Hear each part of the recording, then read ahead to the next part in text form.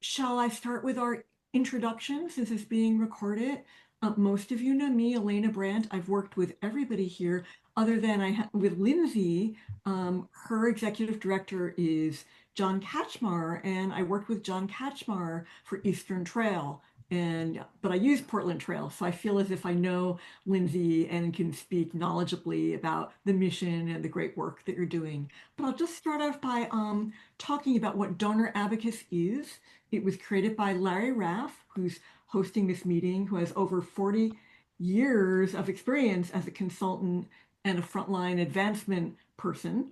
Um, he's worked with over, I think it's probably more than that, and Larry's underestimated, but he's told me he's worked with more than 200 stakeholder organizations and has served to councils to campaigns ranging from 2 million to 200 million. And the calculator, Larry will tell you more about this, but was born out of his experience with research with major gift officers and clients to try to improve the professionalism um, of advancement executives in trying to gain insights and improve major donor experience. And I'll say that I have found it daunting, and Janet, you and I have talked about this, trying to come up with the correct solicitation amounts that are appropriate, respectful, by using Wealth Engine and other tools has been a real struggle for a long time. And I'm really hoping today that we all learn more about how it can be a better experience. I want to talk just a little bit about my personal experience with Larry and how it helped bring me to my current position as a full-time consultant. I met Larry back in 2004 when I was a young associate for the Copley Harris Company, which was at that time run by Betty Ann Copley Harris, who was a true force in healthcare philanthropy, really quite an individual, and was really big on training younger associates, which is what I did to gain experience. And at the same time that I did that, I did work for American City Bureau in Chicago. So I felt like I got some really boots to the ground experience with really experienced people. And one of those individuals was Larry Raff, who I always admired, probably didn't say that enough, who was so bright, so insightful that I'm so glad I get a chance to connect with him now at this point in my life. Can But I go get my wife and you can repeat that? okay, I can do that. I can write a testimonial. But Larry bought the firm from Betty Ann in what was it, 2008? 2008, right before the Yep, crash. right. And then in 2009, rebranded to what the firm is now.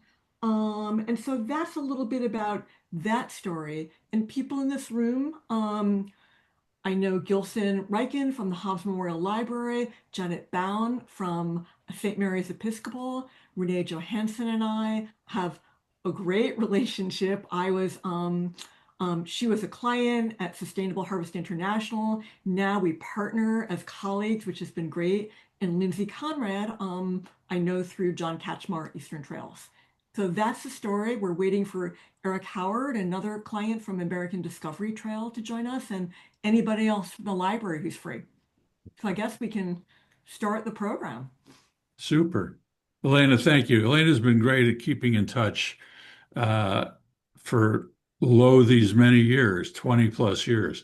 And I think you were in Portland or in Boston for a little while and back in Maine. So uh, good to see you and thank you all for attending this. I'm going to show you a labor of love that's been in the works for a long time, many years. And let's just make this a conversation. I want to get my screen configured so I could see everyone while I go through this. Okay. Can everyone see this? All right. So I think we're all here for this reason. We've built strong relationships with loyal donors. They've been generous over the years for annual giving. And now we're entering a campaign, and the kind of gift we're seeking is more significant. And what do we do about that? We have all this donor research, but we need somehow to come up with a number that's rational, data driven, and so forth. And that's what Abacus was about. And I want to give you a little Genesis story. Uh, there was a period when my firm did a 4-day retreat to create master gift officers. And one of the sessions I ran had to do with this topic.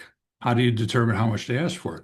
And I gave everyone 2 case studies, 21 data points each about the donor's behavior with the organization.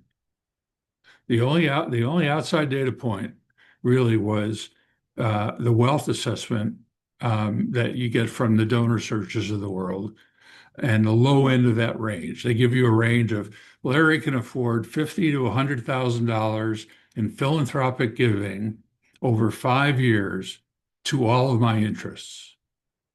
That's what that number represents, which is of no value to you in coming up with how much to ask for. The rest is what does the donor do with the nonprofit? So those were the questions that were given in the case study, and you can see the ranges. A small donor, the range of asks, 400 gift officers plus, the range was $15,000 to $250,000. And for the large donor, $50,000 to $3 million. So what this data showed me was that personal bias, personal experience in the field, institutional bias. Oh, how could our small nonprofit ask so-and-so for $1 million gift?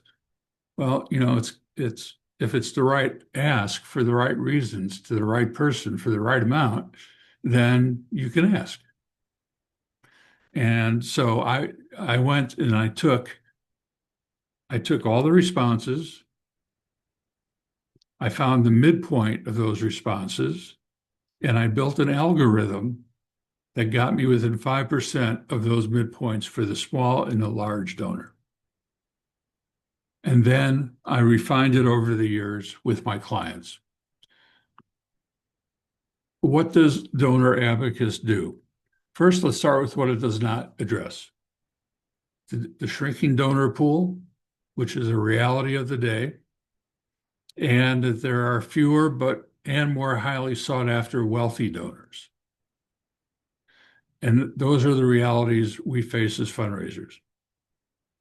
But what can Abacus actually address? Well, it makes donor research dynamic. It converts the research into something you can use dynamically. It addresses personal and organizational biases, like we talked about, because it's data-driven. It creates an internal process. I used to ask, I've asked thousands of fundraisers, how many of you have an internal process to arrive at an ask amount? And I can count on one hand how many people raised their hands. No one had a process. I was surprised. The wide variability of philanthropic estimates.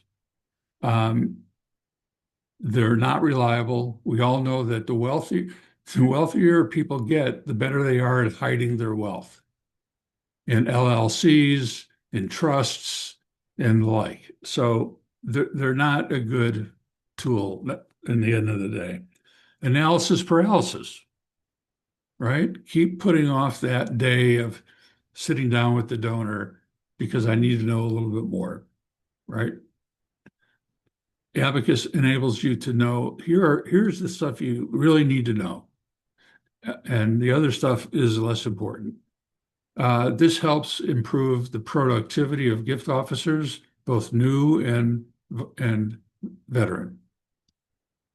And probably most importantly, because of our predictive accuracy, which I'll get to, it'll help you value your pipeline of donors. So if you are entering a campaign, and you're thinking of, say, a feasibility study, you have your top 100 donors, right? Your top 100 prospects. Well, running a donor profile on each of them through Abacus will give you a very predictable understanding of what you can expect to get in gifts from those people. And I'll show you that as part of this demonstration. So it's easy to use. It's a great ROI. The story I like to give is I had a client that was a animal welfare. We were in a campaign. Abacus had asked this couple for a $100,000 pledge over 3 years. The CEO and the board president went to the home to have the gift conversation. And they were looking around, and the kitchen hadn't been updated in years, and it wasn't a very large house, and they got cold feet. Their biases kicked in, and they went to Plan B, which was a $50,000 ask. And as they were going through the campaign material and showed the gift chart, the couple volunteered a gift of $100,000. So they could have left $50,000 on the table, literally, if they had gotten to their ask. And that's why it's so important to take bias out of the equation. We don't use big data except for that one low end of the capacity range. We use the right data. I call it HI, human intelligence. Something that fundraisers lack, and I heard this time and again, it feels like I'm shooting from the hip, that I'm guessing going into a gift conversation with the number in mind. The Abacus gives you the confidence you need, the backing you need to be successful, and you won't leave money on the table. So looking at Abacus against the tools that are currently used in the market, these are sort of the top donor research tools. Abacus, we're working on integrating into databases, and we certainly do single donor lookups like everybody else. But what we do that these do not is we give you an actual suggested ask amount, a number, and you'll see that. We very accurately value donor pipelines and portfolios. So you've got your big pipeline, but then you have a gift officer with a portfolio. Here are my donors I'm working with. And we indicate whether you're ready for an ask, and I'll show you that. And please stop me along the way if you have questions or want to comment. I'm starting at the end. This is the results page for Abacus. So you've entered all the information, which I'll show you, and this is the result. So here we have an ask readiness score against 100%. And this tells the newbie gift officer, for instance, that they don't have all the information they really need to move forward. And I'll show you the scale we use with this. You want to get 100%, over 90% is what your target is. Then we offer a suggested pledge ask amount, which is aspirational 3-year pledge that's bold yet respectful. And if there's an estate gift indicated based on age and other factors, it'll be flagged right here so that you can discuss as part of the gift, perhaps using it part of the estate plan to fund the gift or to elevate the gift number. And this gives you a flag to do that. And then here's the goal. So in the aggregate, multiple asks. The goal represents what you can expect to get. You're not always going to get the 20,000 that you asked for, but 15,000 may be the goal for that ask. But if you add up 30, 50, 100 of these, the goal is what is predictively accurate. And I'll show you that in a moment. So you see these, it says give readiness range and tips for asking and closing. They are pulled down menus, and here are the menus. So the high confidence is 90% and above, 80 to 89, you're not ready, do more research, and not ready, much research is needed. This is usually your first pass, right? You run through, you answer the questions you can answer, you say, I don't know, or I don't know, and it gives you a real quick initial understanding of where you stand with that donor. And then here what we do is talk to the donor about, it boils down to $6,600 a year over 3 years. Sometimes, and believe this, say you want to ask someone for $50,000 over 5 years. Some people will respond to framing it as, Janet, we'd like to ask you for $10,000 this year and for each of the next 5 years, totaling $50,000. You can say, well, I can do 10,000 a year. It really makes a difference sometimes. And you need to know your donor, but this just gives you a quickie number to hang your hat on if you wanted to take that approach. This is sort of an after-tax number. If you get deeper in the weeds, helping to try and close the gift. This is to suggest talking about an estate plan. And then here is just some language that I offer, that I use. It's sort of tried and true. You know, Renee, I want to be respectful, and please join me and all the others in the room and consider a gift of $20,000 that may be made over 3 years. And if I haven't asked you for enough, please tell me. Always close with that. 20% of the time, they had a bigger number in mind. So leave yourself room on the upside. So that's what the results page is about. Make sense? We good? So I'm going to walk you right through it. This is just name, age, work status. For the most part, you know the answers to this question. Here, if you have a donor record in your donor database, you can put it here. So it could be possibly imported into your donor base with that record number. This is sort of like TurboTax. This is the same kind of format. And then you look at giving history. This is right out of your database, right? Given $10,000, 18 gifts. The largest of those gifts is $2,000. That should be easy peasy to come up with. Philanthropic capacity. So, what is the donor's lowest range of capacity estimate? And we explain what we mean by that. And that's essentially a donor search, a wealth engine, an iWave. They give you a range that I described and put the low number in that spot. And then here is simply, what's the largest known gift that you can find that this person has made to another organization? So this could be learned through discussion with them, friends who know them, or a web search. Some donor search gives you some information on giving, but it's not comprehensive, and you could very well miss the largest gift as a result of that. So if you don't know the answer, just put a 0 in there and move on. The rest of the questions are yes, no, I don't know. Real easy. Does the donor currently serve on your board of directors?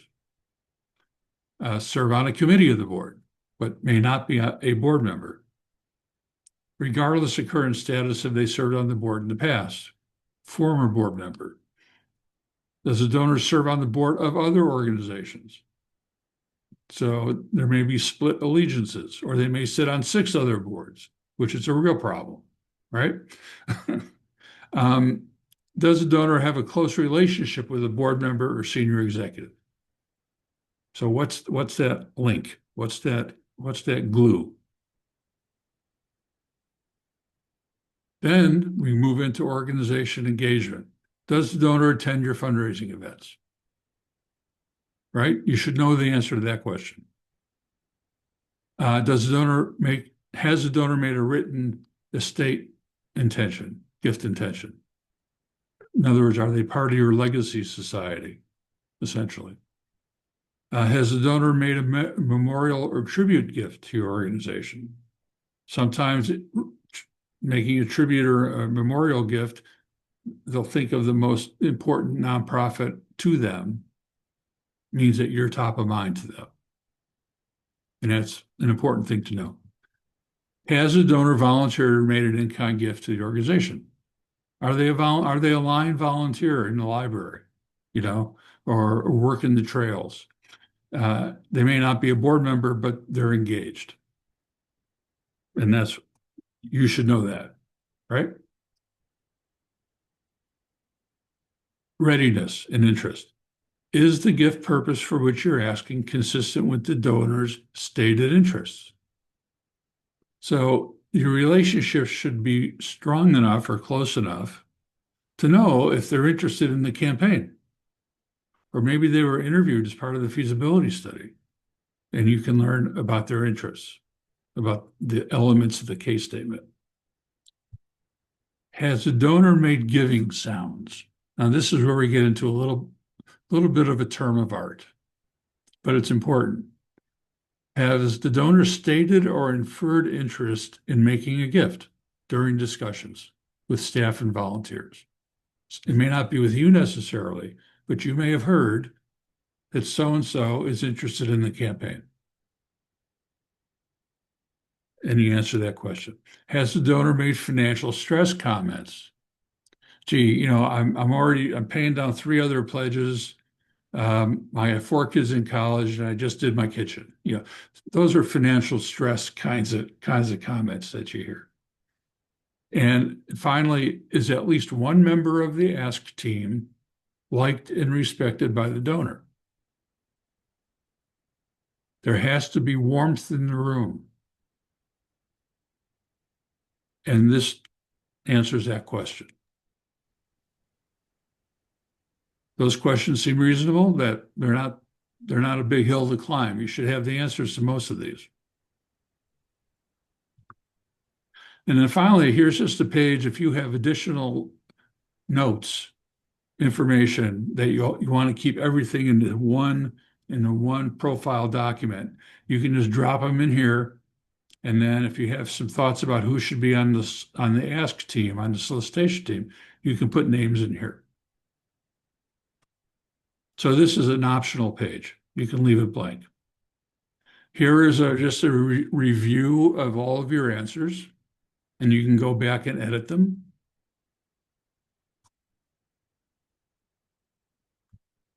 And then you hit calculate. And we're back to the results page. You've just done a profile. I don't think it's a heavy lift. But here we are. Now, let me show you some of the other treats. Here is your library of donor profiles. So as you do a profile, it shows up in your library.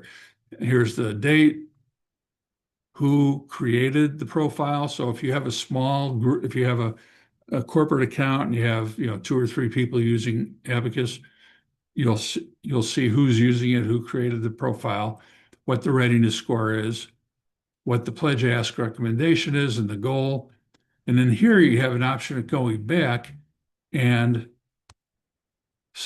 saying, hey, I've done the ask and it's pending. I did the ask and the gift is $125,000 pledge, or they declined. So there's a feedback loop here that will help you in your ability to track progress in your efforts. Up here is searching for a donor, by first or last name. And then here is where you would download everything into a CSV file. This is, you can see this, you can download a summary or detail of the profile individually. I need to update this slide, but there's also an option to update, which allows you to go back into the profile and update it without rerunning the profile. So this is a few columns of the export of your profile, of your library. And so obviously it's the names and some of the work information. You can look at whatever columns you want, but I've highlighted these. So let's think of this as someone's portfolio. You have 25, 30 names here. By running the 3-year pledge goal up here, 3-year pledge goal, you add all those up, this portfolio is worth a little over $2 million. When I say worth, I mean these are gifts you can expect to get from these donors based on Abacus's analysis. This, by posting the gifts you've gotten, this tells you how far along you are against your goal. Here is a reading of 118%, which means your gifts are running about 18% above the goal that we were anticipating. So it gives you a good sense of are we asking the right amount? Are we asking too much? Are we asking too little? If you're asking too little, that number might be 80%. So it gives you a sense of whether you're in the zone. This is an important one. Overall, how ready is this portfolio for asking? Or how much more work do you have to do to get there? So some of these are 100%, right? Some of these are 87% or 82%.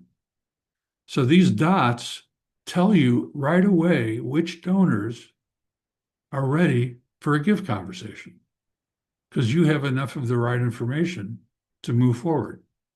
So it helps you to prioritize based on readiness. And there's no other tool that gives you this. And I'm going to show you what I mean.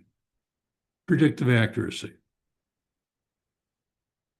So we have 38 actual pledges that worked with Abacus, for which we have what the goal was, the Abacus goal, and what the actual gift was. So what this says here basically is this is the ask amount. This is 38, a total of 38 asks amounted to more than $3 million in asks. The largest was $950,000. And the gift came in at $1 million. And Abacus recommended the $1 million. So these are the asks, 19% above actual. This is the goal amount, which came in at 1% above actual. And these are the actual pledges. If you look at the low end of the wealth assessment number I told you about, it's wildly non-predictive. This is the low end, and yet it's more than 3 times higher than the actual pledges. So if this is the best tool in town, it's not being very useful to you, but it is useful in the Abacus calculation. Any questions yet? So when do you use Abacus? Before an ask, when you want to value your pipeline or portfolio,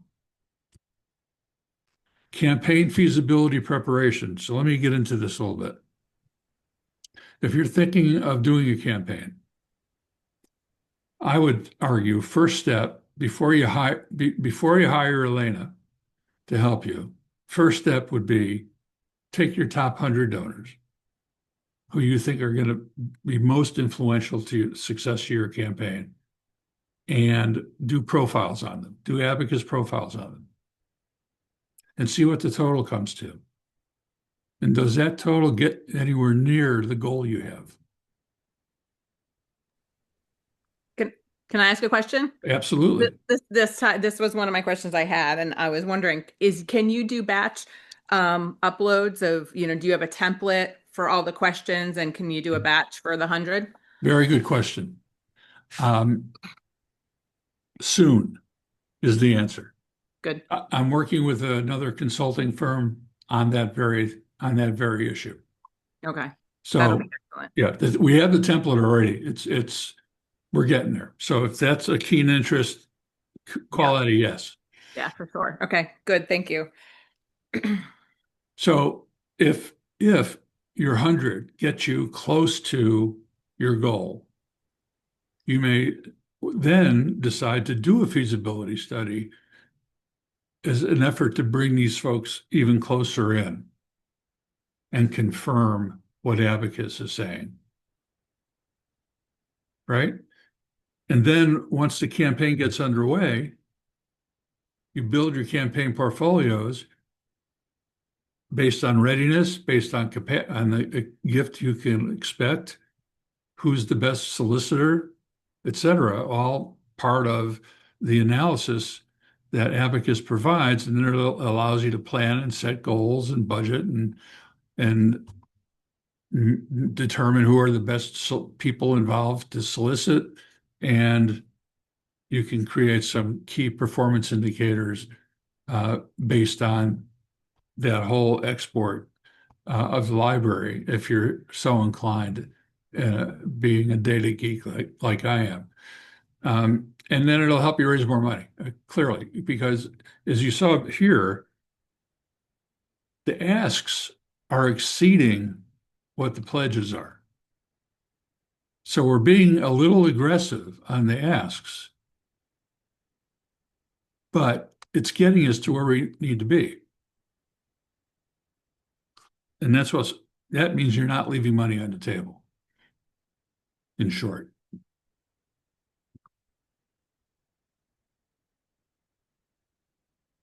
So you've got to do your prospect research, your donor research. And let me say this, Abacus only works with people who are already donors to your organization. It doesn't work on that wealthy car dealership owner, who hasn't given yet. It doesn't work on her.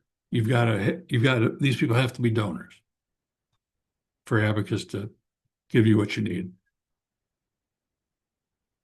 And Abacus gets you to the gift where the research can't get you there without a lot of discomfort. Here are organizations that are subscribed to date, which I'm pleased to show you, and including some consulting firms. And this is the pricing model that we're using. So there's a free you can get 3 profiles. First of all, there's a 30-day free trial. You just sign up and use it for 30 days. So let's go to the website and donorabacus.com and follow the prompts. So you can do it for 30 days, and then you have the option of 3 profiles a month and limited library usability. Then there's Pipeline Planner. Pipeline Planner is everything we just went through, except it does not allow you to go back and edit your profile. You need to redo the profile. So the plus sectors here. Oh, Joe wants to enter. Do we know Joe? You're muted, but I'm letting Joe in. Pipeline sector is really important here. I've broken down Abacus to be more granular with 12 sectors of nonprofit organizations, everything from healthcare to performing arts, animal welfare, faith-based organizations, human service organizations, cultural institutions, and the like. So you can for $75 a month, get everything here, plus you can edit your profiles, plus you get specificity of your sector. And then finally, if you're working with a small team, 2 to 5, be 35, 40 a year. You can see it 6 to 10, 5,000. And then bigger than that, we can talk about it. And of course, the corporate accounts give you everything on the sectors and the updating of profiles and all the bells and whistles. What does the database integration mean? What does that look like? Well, in my perfect world, I'm just gonna stop sharing here. Hi, Joe. Glad you could join Hello. us. Yep. Sorry I'm late. Database integration is sort of the holy grail for Abacus. I started 2 years ago, and we haven't gotten there yet. But what that means is if you are using Bloomerang or Razor's Edge or what have you, or Salesforce, Abacus could be a module within it. I'm talking to some of you may have heard of Ariva. If you haven't heard of it, I would check it out. They're very solid, comprehensive CRM. So the module would take in data that's already existing on the database, the whole giving record, giving history, board membership, that kind of stuff would immediately populate. And then everything else that doesn't populate, you would have the option to fill in, just like I just showed you, only it would be in your database. It would be in your workflow, right? And continually updating. So as more information comes in, that ask and goal continually update, and your readiness store continually updates. Okay. That takes a lot more money, quite frankly, and I'm not there. Yeah. And would that be a two-way integration? So it would be Yeah. putting information back into your database so their profile's updated. Okay. That's right. And a lot of my clients use Little Green Light, so I don't know if you're working with them, but that would be one that I would love to see an integration with. Yeah, the tech end of it, I'm learning, but it's all about building what they call a software stack. Yeah. So I have to take it from where it is now into a different configuration, and then build the bridges called APIs, the bridge into the databases. So all it takes is money, like everything else, and I'm just not there yet. But what you had asked before about the batching, that is doable, and is gonna get done. Excellent. Good. I'd love to hear your reaction to this, and if you don't have any questions, but I'd love your reaction to what you've seen. I actually have a quick question. I'm with Portland Trails. We're sort of a small organization. We don't have any, so we haven't done any well screening. We've never worked with a well screening thing. Do you think something like this would still be useful, even if we're not able to enter that information, like as you were going through the profiles of being able to answer that information of like, that you would get from well screening Sure. types of things? First of all, organizations like Donor Surge, to name one. I use Donor Surge for a variety of reasons, but I'm not selling it. They'll do a few hundred profiles for free. Okay. If and consulting firms like mine have access to running a couple hundred names. If you have a good sense of who they are, that you think these people could be my best prospects, right? Okay. And you want to run those, most will run them for you free. Okay. Okay. So then you can get the number. Okay. Or a Uh, very small fee, or a very small fee. I or a think very small fee, or like you can spitball it. You know, if you have to spitball it, you put a number in there that uh, if you're feeling a bit more aggressive, you put in, you know, $50,000 as Mm-hmm. the bottom of the range, or Mm-hmm. but understand. So we had a situation where we had a donor that the range was started at $250,000 to 500,000. That was, but Abacus said ask for $1 million, Hmm. and we did, and we got $1 million. Conversely, we've had situations where the range started at $100,000, and Abacus said ask for 25,000, and we got 20. Mm-hmm. So my point here is that number is by itself useless, but weirdly, it factors into my algorithm and doesn't heavily influence it, as I just described.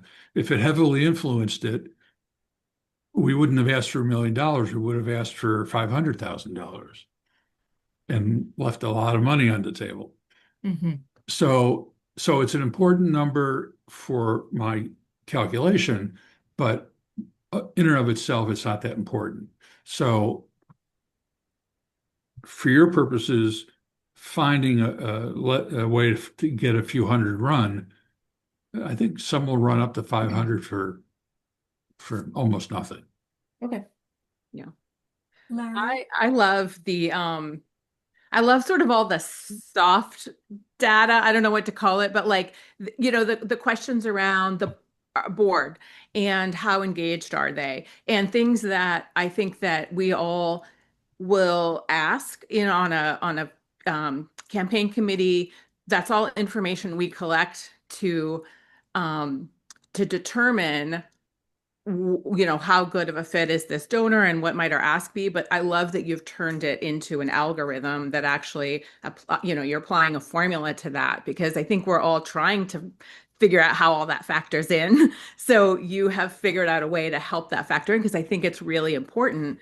And so we're taking like the, you know, the donor search numbers and then manually trying to figure out what do we do with all this other soft, you know, more soft touches around what does that mean. So and I could just see even the things like I've made a note where you put they made financial stress comments. How many times has that come up in a committee meeting where so and so has sat with a person or just having lunch or met them in person, and oh, they're buying a house or their kid is having this problem and they're helping, Or divorce. or divorce, exactly. They're helping send their grandkids to college or something, and then for a committee member who is the steward of that donor, they start to pull back and feel like I can't ask them. I know that they're going through this or going. So the fact that that can be factored in, I think will help give them a lot more confidence. So I love that. I echo Renee's comment completely. And what it will do is in actually facilitating these meetings with committees, it really presents something that's so cogent and easy to understand, that's backed up, that's I think is going to help so many of us. I have a question of a different nature. It's not part of Donor Abacus, but it comes up for all of us. These small organizations that have quite a list of suspects. They're not in the database. What are you telling people to do with that list? You know, is there something under development? Yes, that is a strong suit of how we approach it. So what I do is I build a master list of both donors to other organizations that are psychographically connected. Mhm. So if you're a food pantry, you want to see who gives to the homeless shelter. K- Kind of relationship. So I'll add those names. I like to give a really good example of I was campaign counsel to build the Miami Cancer Institute in Miami, Florida. It's a part of Baptist Health South Florida. And they had an affiliation with Memorial Sloan Kettering, a clinical relationship. And fundraising was not restricted in any way. So I went on Sloan's website and they actually listed all of their 100,000 plus donors to their campaign. Hmm. So I said, thank you. And I scraped every name and built a prospect list, a screening list that essentially said, if you know them, circle various numbers based on how well you know them. And there was a key in the bottom. With the assumption being that these are people, wealthy people in New York who are philanthropic, they give the support cancer, and chances are some of them have a home in South Florida, right? And sure enough, we found dozens of connections when we started running those lists by board members, by volunteers, by physicians. And we found them to be neighbors of doctors, right? Not patients, but they happen to live down there. And who knew, right? And so building these screening lists of various sizes and you might just do one of donors, of your donors. You might just do one of donors to other like organizations in series. But literally, I've done lists of 600 to 800 names, and people can go through them within 15 minutes. Hmm. It's not laborious. If you don't know them, you move on. Just screen the list. And that's a really good tool because then you know Renee knows Mary Smith well enough to take her to dinner. That gives you a measure of the nature of the relationship, for instance. So that's how I would approach it. If you want to build your donor list, build your prospect list, start with finding the relationships that exist between your stakeholders and the prospect and the suspect. Well, you've certainly validated, what I've done to a certain degree, just using simple Google Sheets and doing it that way and Yeah. having people fill in the information. I just wondered if there was something more scientific. Not yet. Well, yeah. There's some of these services, these big data services, do have a what term do they use? Association lists, but that's mostly board membership overlaps. It's not very useful. Okay. Whereas if you want to raise $5 million, I'm not. If it comes from 3 people, you're happy. Right? If it has to come from 100 people or 200 people, so be it. But knowing who knows whom will live beyond the campaign. So you make your goal, but you still have this whole list of relationships with suspects that you haven't even nurtured yet. And that's where the real value is. Thank you.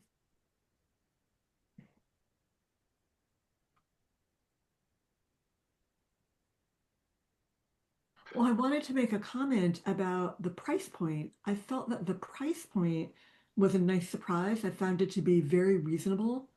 And, it's something, I've been wondering about that. And it's something that I now can share with different organizations that I think they can get behind and start out and to see how that might work. So I really appreciate that.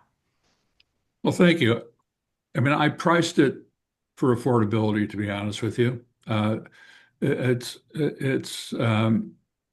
You've got to start somewhere, and I just want it to be a reasonable lift for smaller organizations. And when you get into larger shops, the price goes up, but it's still $5,000 for a shop that has a $2 million budget is not an issue. Larry, So, what amount of hand-holding do you do? Let's just say somebody buys a package. Are you the point person when somebody has a question that they could just, email you? yeah, myself or another person on a team, but myself. And to be honest with you, we have a FAQ, we have demonstration videos that are all right there, pulled down. I did a year project with four uh, uh, business school graduate students from UC Davis in California. And they, among other things, put together a chat bot for me that will field questions people might have about how to use Abacus. So there's a lot of user support built in. Do you find that, say people that are actively running a campaign, are they using that library as a view as a dashboard, or are they mostly exporting the results and manipulating it and using it on its own? It's latter, but they're providing me with outcome information, Yeah, which was part of that N of 38, yeah. some of the campaign gifts that were used. Because I Uh, was looking at that thinking, I love how it could be, maybe you could input if you had the kind of plan that you could update the profile, then it would, as new information came in about a donor, we could update the profile. It could stay updated on this dashboard. If we had maybe some custom fields or a couple more columns that we could add of like who is the steward or something like that, if there were a Well, couple that's more, why we had the notes page, then to be able to put that in there. yeah. Well, I was thinking about sorting and things like that. It was just the sometimes the continue for meetings, if you have to keep exporting a spreadsheet and then making sure it's updated and then in your database, if we had the plan that was eventually, especially if it was eventually connected, integrated to their database, and then be able to use that library view as a dashboard during a campaign with some modification, it could be an interesting tool to return to that and be able to pull it up during a meeting for say and actually take a look at it, change data as we understand it. And because I think that all the information that you get out of a meeting and then having to put it back into the database and because you learn new things. So yeah, That's why it is dynamic. That's why we wanted to be able to update it. Like you said, it's dynamic. You get some updated information that might go into a text field, yeah, part of a narrative, but you might also get information about, oh, they gave $1 million gift to their alma mater. yeah, And that's one of the abacus questions yeah, that you need to fulfill. yeah. Or they join the board Or they or join board or another board, yeah. Yeah, you learn other things. So I would love the idea of being, potential of being able to use that view as as an active dashboard, in a campaign setting, without having to export and then re-export and re-export every time. It would be nice to just be able to return to that. So yeah, maybe something should be to able think to. about or talk about. Yeah, Yeah. and yeah, it depending, it could be customized, I think, with my developer Yeah. for That's what I was thinking. certain A few things, situations. other things I would want to see on there, but it's pretty close. Good. Nice. Close is good. It has to start somewhere. You've got it pretty far along. Yeah. I find this has been very intriguing for us. At our library, we're a small organization. We're just now coming to terms with understanding really what we need to do in terms of being able to develop the relationships. What I particularly like about what you've done is you kind of take as a starting point, sort of what it might be the just kind of raw capacity of someone, but then using all of the factors of relationship, having a way of helping us or anyone be able to understand how that translates into their particular organization's appeal for that particular donor based on the relationship factors, which can have, as you've made clear, vast differences in terms of what your access to their capacity might be, and particularly intrigued with the price points, which are something that might be affordable for someone like us, a $200,000 a year operation. I like to think Abacus is instructive in that way. Yeah. I'm hoping that this presentation could be available for Joe to see from the beginning, because he wasn't able to see sort of how Abacus works. And I think that's an important thing. If you can share this video, would very, very much appreciate it. Sure thing. I'll be putting it up in the cloud, and I'll share the link, and Great. Thank you. it'll be there. And tell all your friends, and yeah, I mean, I'm sure you can appreciate that this is sort of early stage in the development of the business model. But we've made some traction, to be sure, in the last 2 years, and gotten some traction. And now I'm trying to do some of that higher level stuff, like integration into CRMs and batching and so forth. That kind of gets beyond us, but Sure, yeah, you don't need it. You don't need it. Not every, very frankly, only a small percentage of nonprofits do, but they're big.